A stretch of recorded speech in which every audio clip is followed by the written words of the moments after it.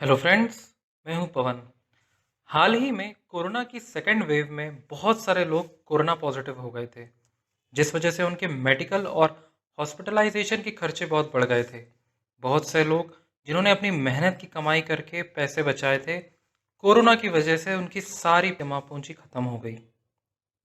दोस्तों, इस वीडियो में हम बात करेंगे उन लोगों की जो मेडिकल और हॉस्पिटल का खर्चा नहीं उठा पा रहे हैं।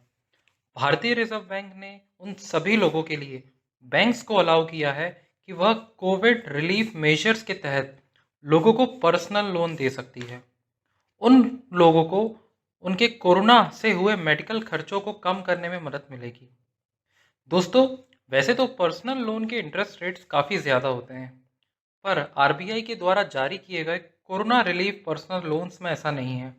इसके इंटरेस्ट रेट्स काफ़ी कम है, जिससे बहुत सारे लोगों को अपना खर्चा उठाने में मदद मिलेगी।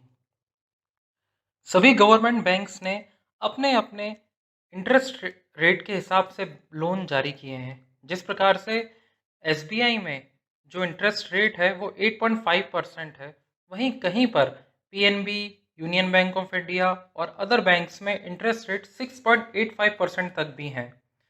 दोस्तों, इस वीडियो में हम कुछ बैंक्स के इंटरेस्ट रेट्स के बारे में जानेंगे जानेंगे कि किस प्रकार से और कितना अमाउंट तक का लोन लोग अपना कोविड का खर्चा कम करने के लिए ले सकते हैं। जैसे कि स्टेट बैंक ऑफ इंडिया द्वारा कवच पर्सनल लोन स्कीम को जारी किया गया है। ये जो स्कीम है वो वर्किंग पीपल और पेंशनर्स के लिए है। इस लोन के तहत कोई भी प्रोसेसिंग फीस नहीं चार्ज की जाएगी, ना ही कोई कोलेट्रल सिक्योरिटी उनसे रखाई जाएगी। कोलेट्रल सिक्योरिटी का मतलब होता है कि जब भी आप कोई लोन लेने जाते हैं तो आपको कोई भी चीज़ गिरवी रखनी पड़ती है। गोल्ड हो गए, पेपर बेस्ड सिक्योरिटी हो सकती है। और इसके साथ ही साथ अगर जब वो लोन बंद करते हैं तो उसके भी कोई फोरक्लोजर चार्जेस इसमें नहीं लिए जाएंगे। ये बहुत ही अच्छा ऑप्शन है उन लोगों के लिए जिनका मेडिकल एक्सपेंसेस बहुत ज़्यादा है। मेरे काफ़ी सारे रिलेटिव्स और फ्रेंड्स लोग हैं जिन जो कोविड पॉजिटिव हो गए थे। दोस्तों, उनका खर्चा 5 से 6 लाख रुपए का हो गया था, 15 से 20 दिन का। तो ऐसे जितने भी लोग हैं जो अपना खर्चा अभी फ़िलहाल नहीं उठा पा रहे, उन लोगों के लिए ये स्कीम बहुत अच्छी है। दोस्तों, ये जो स्कीम है वो आप किसी भी एसबीआई की ब्रांचेस से ले सकते हैं। ज़रूरी इसके लिए ये है कि ये जो स्कीम है, अगर कोई व्यक्ति को कोविड हुआ है तो उसकी जो डेट है वो 1 अप्रैल के बाद से है। मतलब 1 अप्रैल 2021 के बाद से जिन लोगों को कोविड हुआ है वो लोग इसको अप्लाई कर सकते हैं।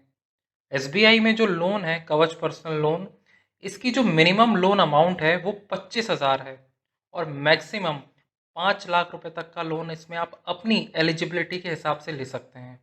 ये जो लोन है इसका टेन्योर 5 ईयर्स का है, जिसमें 3 मंथ्स का मोरेटोरियम भी इंक्लूड है। मोरेटोरियम का मतलब ये होता है कि अगर आज की डेट में आपने लोन लिया है तो आज से 3 महीने तक आप लोन की किस्तें नहीं देंगे। 3 महीने बाद से आपकी लोन की किस्तें शुरू होगी। टोटल लोन जैसे मैंने बताया 5 साल यानी 60 महीने का है, जिसको 57 ईएमआई में इंक्लूड करना है। जो कवच पर्सनल लोन है वो 8.5% पर एनम के हिसाब से दिया जा रहा है। हालांकि अनसिक्योर्ड जो लोन्स होते हैं उनका इंटरेस्ट रेट काफ़ी ज़्यादा होता है। उनका इंटरेस्ट रेट लगभग 9.6 से 13.85% तक पहुंच जाता है।